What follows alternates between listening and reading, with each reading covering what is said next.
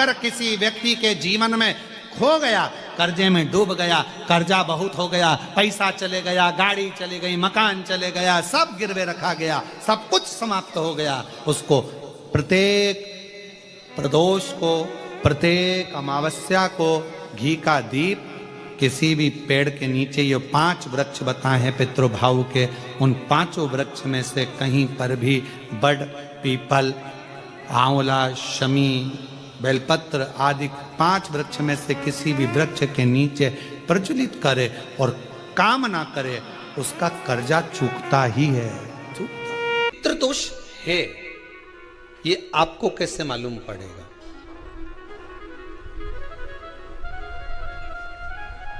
पितृ भूखे हैं, इसका तो वर्णन हमने पहले कर दिया कि रात्रि को जब आप सोने के बाद में 1-1.5 घंटे बाद अगर आपकी नींद खुल जाए, 1 घंटा 1.5 घंटा आप सो लिए, उसके बाद जो नींद खुली तो 1-1.5 घंटे तक अगर आपको नींद नहीं आ रही है, रात्रि को सोने के बाद में 1 घंटे बाद जब उठे तो आपको प्यास लग गई,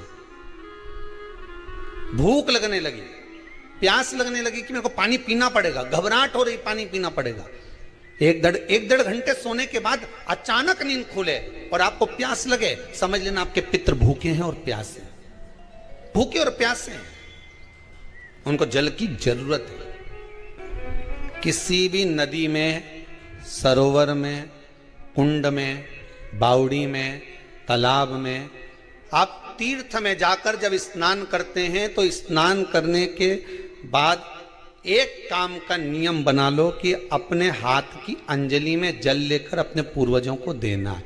प्यासे रहते हैं, भाग मांगते हैं, प्राप्त करना। 3 वृक्ष पितरों के तुल्य हैं। पहला पीपल, दूसरा बट वृक्ष, तीसरा बेलपत्र का वृक्ष, ये पितरों के तुल्य हैं। अगर आपको रात्रि में नींद नहीं आ रही है, ऐसा लगता है कि रात्रि को 1 घंटा 1.5 घंटा सोने के बाद कुछ गलत गलत विचार आने लगते हैं, नींद सुबह 3 बजे तक, 4 बजे तक नहीं आती, 4 बजे के बाद फिर नींद आती है, तो एक प्रैक्टिकल जरूर कर देखना। एक प्रैक्टिकल करने में क्या जाता है, प्रयास करने में क्या कुछ जाता है क्या? प्रैक्टिकल कर देखना कि कहीं सीवर वाला महाराज झूठ तो नहीं बोल रहा है, तो प्रैक्टिकल करने में कुछ नहीं जाए। 1 लोटा पानी लो, उसमें थोड़ा सा कच्चा दूध डाल लीजिए, पत्री का पेड़ या पीपल का पेड़ या बट का पेड़, इन पेड़ के नीचे ले जाकर उस दूध को दोपहर में सुबह 10 बजे से लेकर 12 बजे के बीच में ले जाकर चढ़ा दीजिए। रात्रि को फिर ना आपको प्यास लगेगी, ना भूख लगेगी, नींद एक बार लगी तो सुबह ही खुलेगी। प्रैक्टिकल करने में क्या जाता है? पानी डालने में तुम्हारा कुछ जाएगा? अरे बोलो तो सही, प्रैक्टिकल करने में क्या जाता है? कुछ भी नहीं बिगड़ेगा, ये तो बस जल डालोगे तुम्हारा ही कुछ अच्छा हो सकता है, बाबा की कृपा। 3 वृक्ष पितरों के तुल्य हैं। पहला जम के बोलिए पीपल, दूसरा बट वृक्ष, तीसरा बेलपत्री का वृक्ष। 3 पीपल के वृक्ष में 52,000 ब्राह्मण एक साथ निवास करते हैं, इसलिए पितृतुल्य है। बट वृक्ष ब्रह्मा जी के मस्तक से बना, इसलिए पितृतुल्य है। और बेलपत्री का वृक्ष माता पार्वती जी के अश्रु से बना। जब आंसू गिरे थे माता जगत जननी जगदम्बा पार्वती के, उस समय पर पितृलोक में हलचल उत्पन्न हो गई थी। हमारी नातिन की आंख में आंसू कैसे आ गए? मैनावती की पुत्री है,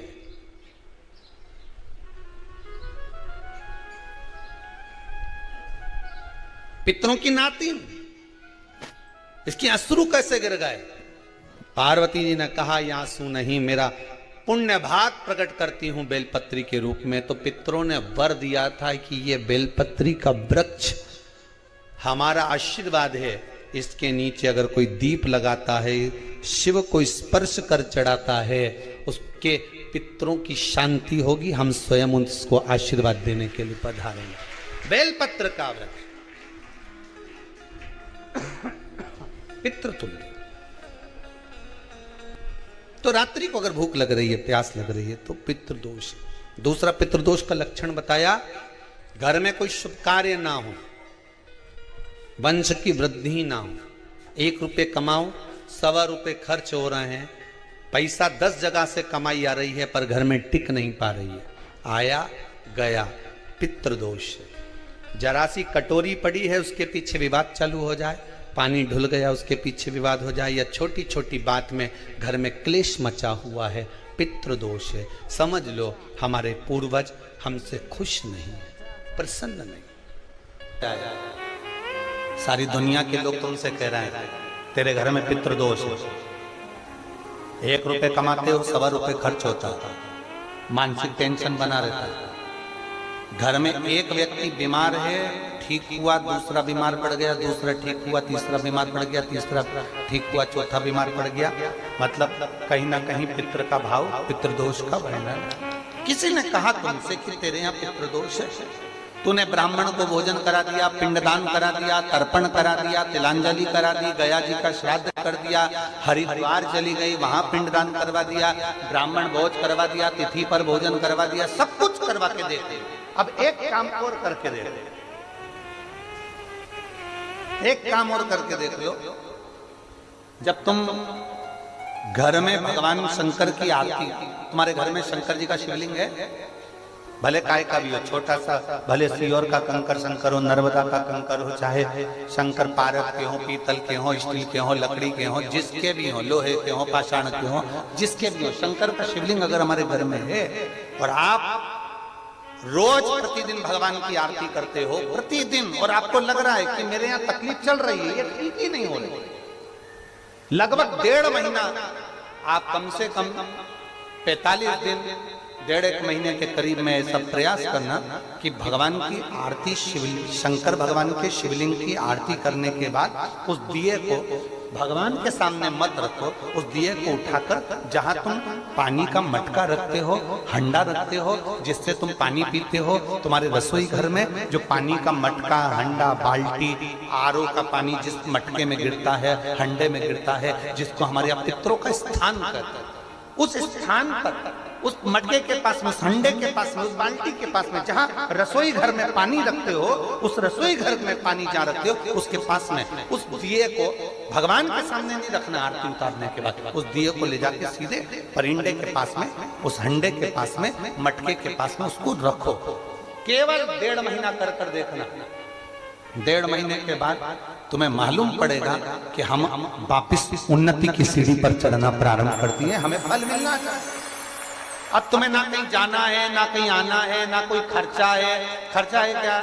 ईमानदारी से बोलो, कोई तुम्हारा लाखों का रुपया लग गया क्या? रोज आरती करते हो रोज आरती। बस आरती का नियम बना लो कि हमको पितृदोष किसी ने बोला है, हमारे घर में अशांति है, पितृदोष है, कोई कह रहा है कि तुम्हारे घर में पितृदोष है, हमने सब कुछ करके देख लिया, अब हमें ये करना है कि महादेव की आरती जब होती है तो उसकी ज्योत का दर्शन करने पर 1000 कपिला गाय के दान का पुण्य मिलता है। तो ये पुण्य हम हमारे पितरों को देते हैं, जिससे उनकी मुक्ति हो जाए और हमें आशीर्वाद प्राप्त। उस दिए को नीचे नहीं रखना, आरती उतारने के बाद आरती पूरी हो जाए तब उस दिए को ले जाकर, जब आप ले जाकर उसको रखें तब उस स्थान पर रखें जहां पितरों का स्थान। अमावस्या के दिन सारे पितृदोष समाप्त हो जाएगा, सारा पितृदोष समाप्त। 7 स्थान शिवलिंग के बताए हैं जहां पर भूल से भी अगर कोई चंदन की उंगलियां लगा देता है। 7 स्थान ऐसे हैं जहां चंदन की मात्र उंगलियां लगा देने से ही शिव पितृलोक के पितरों को मुक्ति प्रदान करके वैकुंठ लोक का निवास दे गए। 7 स्थान।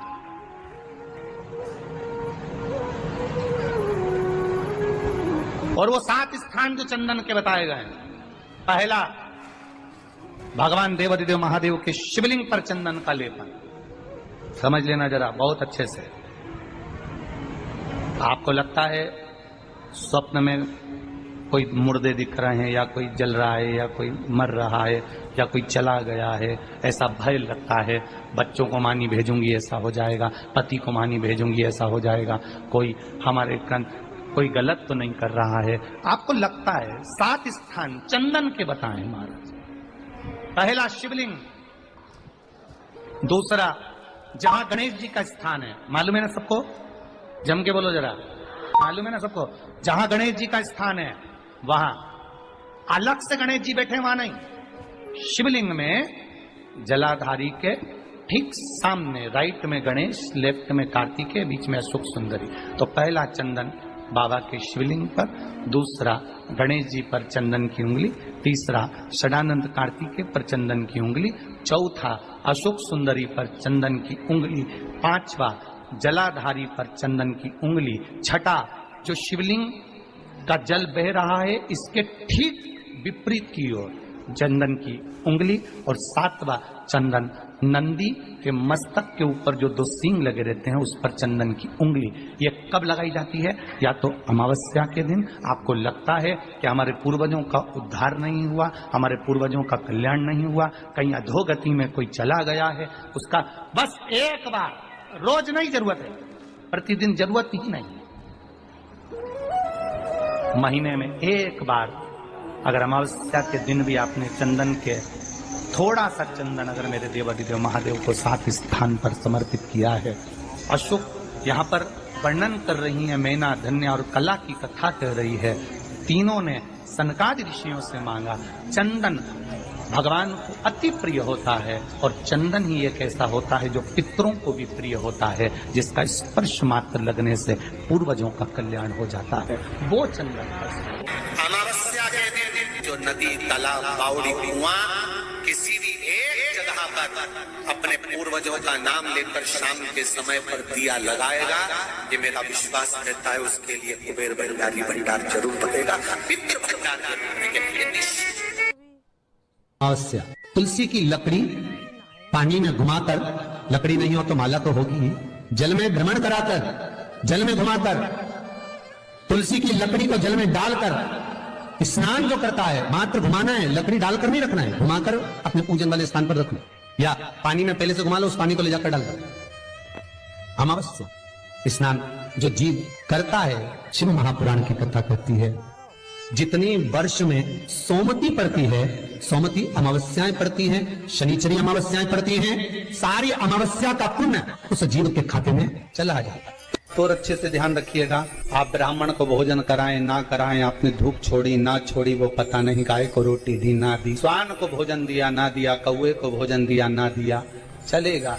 पर अमावस्या के दिन, उस दिन प्रदोष काल में, प्रदोष के समय पर, शाम के समय पर जाकर किसी भी नदी, तालाब, बावड़ी, कुआं, कहीं ना कहीं जो आपके पास में हो, वहां पर एक घी का दिया, पत्ती का मुंह दक्षिण की ओर कर अवश्य जला कर जाना, सारे पितृ दोष समाप्त हो जाएगा। इससे निवेदन है, माताओं से निवेदन है, मान लो आपको कोई ब्राह्मण देवता ने कहा कि आपके यहाँ पितृ दोष है, तो आपको घबराना नहीं है कि महाराज जी मुझे क्या करना पड़ेगा। पितृ दोष है, एक चावल का दाना घर में से लीजिए, हथेली पर रखिए, पानी का जो मटका होता है, हंडा होता है, पानी का जो मटका है, हंडा है, जहां पर रसोई घर में तुम पानी रखते हो, उस हंडे के पास में, मटके के पास में उस चावल के दाने को लेकर जाइए, अपने पितरों का स्मरण कर स्वधा स्वधा स्वधा स्वधा स्वधा 5 बार बोलकर शंकर भगवान के शिवलिंग पर, तुम्हारे घर में शिवलिंग हो तो घर में, और अगर मंदिर में शिवलिंग हो तो मंदिर में, उस चावल के दाने को चढ़ा दीजिए,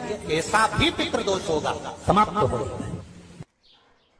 पानी का मटका, हंडा, भले तुम्हारे घर में नल से पानी आ रहा हो, आरओ का पानी आ रहा हो, तुमने आरओ लगा रखा हो, और उसके नीचे एक छोटा सा हंडा, मटका, कुछ भी, छोटा सा घड़ा, कुछ भी रखना जरूर चाहिए। रसोई घर में भले इतना बड़ा हंडा रखो, मटका रखो, घड़ा रखो, कलश रखो, पर रखना जरूर चाहिए। क्यों? उसमें पितरों का स्थान होता है। तो घर में, रसोई घर में कभी परिवार में किचकिच नहीं होती, क्लेश नहीं होता। अगर हंडा भरा हुआ है, हंडा खाली होते होते जब सुबह के समय पर पानी थोड़ा रह जाता है, उस घर में जहां हंडा आधे से ज्यादा खाली हो जाता है, शास्त्र कहता है भविष्य पुराण कहती है जहां पानी का हंडा आधे से ज्यादा खाली हो गया, समझ लेना दूसरे दिन रसोई घर में क्लेश जरूर होगा, यह पक्का। इसलिए हंडे की सीमितता देखी जाती है। मटके को, हंडे को, कलश को आधे से ज्यादा भरकर रखा होना चाहिए। भले आधे तक भरा रहे पर आधे से नीचे नहीं। उस घर में अब माताएं पूछती हैं, पंडित जी हमारे घर में बहुत क्लेश है, हमारी बहू सुनती नहीं, बहू के हमारी सास नहीं सुनती। क्लेश हो कहां से रहा है? जब तुम लड़की पसंद करके आई, उसका पांव देख के आई, 25 बार फोटो देखा, अपनी रकम तोड़वा तोड़वा के बहू को सोने की रकम चढ़वा दी, खुद ने अच्छी साड़ी नहीं पहनी, 10-10 हजार का सूट चढ़ा दिया, चुन्नी बेस, डब्बा दिया तैयार होने का, चप्पल दी नाप की, चूड़ी का नाप मंगवाया, इतना प्रेम, और घर पे आके जगदम्बा हो गई। कारण क्या है? इतना क्लेश कहां से आ गया? जब तुमने पसंद करी, तुमने देखी, लड़की वालों ने यहां देखा, लड़के वालों ने वहां देखा, जब एक दूसरे को देख के सब बात हुई है, संबंध हुआ, रात रात भर बात चली, फिर क्या हो गया? यहां तो रोज फोन लगाती थी, मम्मी ये वाली साड़ी तैयार कर लो। हाँ बेटा कर ले, ऐसी ऐसी बात सास और बहू में चले। चूड़ी का नाप भेज दीजिए, चोली का नाप भेज देना, और मैंने डब्बा तैयार कर लिया है, मैंने वीडियो कॉल में दिखाया, देख ले यही है। चप्पल भी लिए, ये भी लिया, चोटी भी ली, गजरा भी लिया, दुनिया का सामान लिया, शादी करी ने 2-3 लाख रुपए तो गार्डन में खर्च कर दिए, ने लोगों के खूब चटाया, 2-3 लाख रुपए खाने में खर्च कर दिए, गिफ्ट भी दिया मेहमानों को। जब इतना खर्च करा, इतनी जोरदार बातचीत थी, फिर आखिर 1-2 साल में ऐसा क्या हो जाए कि ये जगदम्बा ने ये कात्यायनी हो जाए? कारण क्या है? वो कारण तो ढूंढो। अरे बोलो तो सही है कि नहीं है? कारण तो ढूंढो कि कारण क्या है ऐसा, कि क्या कारण हो गया? अब दोष दे नहीं कि माँ ने सिखा दिया होगा, और वो दोष दे, तुम तो अपनी माँ के ही हो, हमारी तो सुनो ही नहीं। अब वो इधर दोष, वो उधर दोष दे।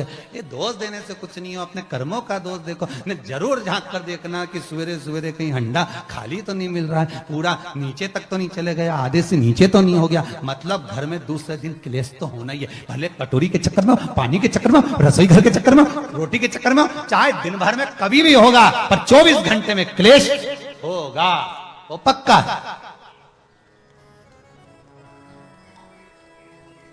थोड़ा भरा, क्यों भरकर रखा जाता है मटका? क्यों भरकर रखते हैं हंडा? क्यों कहा जाता है कि जिस समय वास्तु पूजन होता है, पितरों के लिए पूजन करी जाती है, तो हंडा भरा जाता है, नया कोरा मटका, नया हंडा वास्तु पूजन में भरा जाता है। क्यों? और जब पंडित जी सिर पे मंगवाते हैं, नारी भर कर लाती है, गृह प्रवेश होता है, भरा हुआ मटका, खाली नहीं, भरा।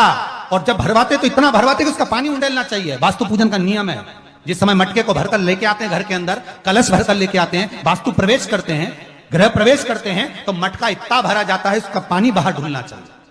और जब लेकर आए तो झलकता हुआ पानी होना चाहिए। नारियल रखे, आम का पत्ता रखे तो पानी गिरता रहे। पर माताएं तो अपने फैशन में नहीं, डेंटिंग पेंटिंग कराए तो पानी गिर जाए तो वही नाराज हो जाए। बेचारा पंडित जी की हालत खराब कि तुमने इतना पानी क्यों भरा, कम नहीं भर सकता था, हमारा पूरा। ये तो परंतु शास्त्र रीति क्या कर रही है, भविष्य पुराण क्या कर रही है, हमारी शास्त्र क्या कर रहे हैं कि पानी भरा हुआ जब चलता है, झलकता झलकता चले, घर में जब प्रवेश करे तो भगवान से यही प्रार्थना रहती है कि लक्ष्मी ऐसी झलकती रहे, इतनी कृपा कर दे। पर लोग, पंडित जी भी कह दिया अच्छे कपड़े पहनी बेचारी ने, पिन मिन लगाई हो, बढ़िया जोरदार पल्लू वल्लू लिए, तो अब एक डब्बा मब्बा भर के तैयार कर, डेंटिंग पेंटिंग कर, जब पानी गिरे तो कहीं तो बेचारा पंडित जी भी कहे थोड़ा खाली करो पंडित जी, खाली करो। अब खाली करा, इतना भर दिया। अब वो मैंने आम का पत्ता, नारियल सब धर दिया। अब ना वो झलके ना कुछ झलके, क्योंकि इसका अहंकार इतना झलके तो कलश की खाक झलके।